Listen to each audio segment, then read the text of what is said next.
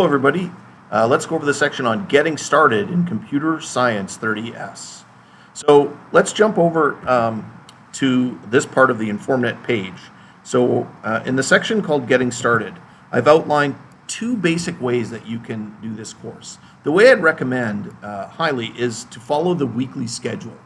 There's a schedule page, and on that page I have another video explaining it, but basically it breaks down the course week by week.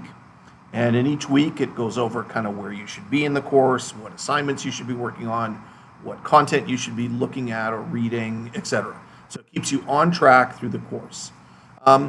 If that's not for you, then of course you could always follow your own schedule. Now to do this, you would go through all the content, all the examples, and all the assessments at your own pace. Keeping in mind, of course, that you don't want to fall too far behind and leave yourself a bunch of work at the end of the course, etc. So do follow your own schedule or some hybrid between the weekly schedule and your own schedule. There is a page called Materials on which it's sort of your one stop where you can find links to everything for the whole course, every assignment, every presentation, every example, everything. So those are options for you.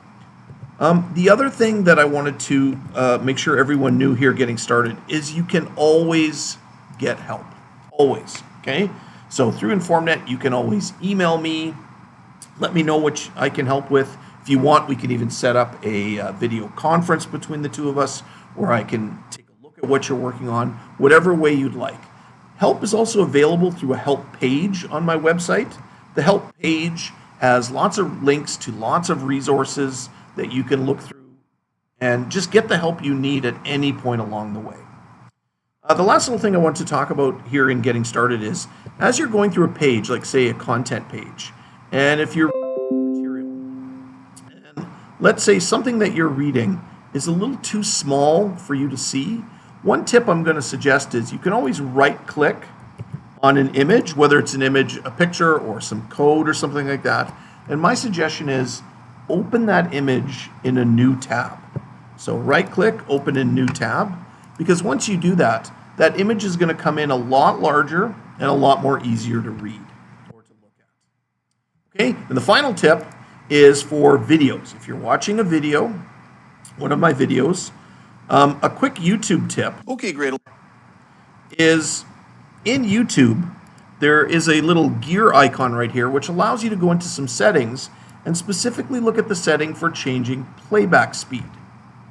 So for example, you can make a video go a little bit faster, still watchable, but a little bit faster because I can be a little long-winded and that will get you through the content quicker. Or you can do the opposite, you can slow it down if you'd like to do that.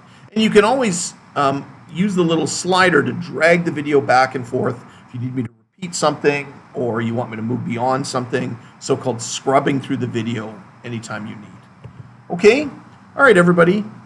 Okay, so let's continue. So let's get started on computer science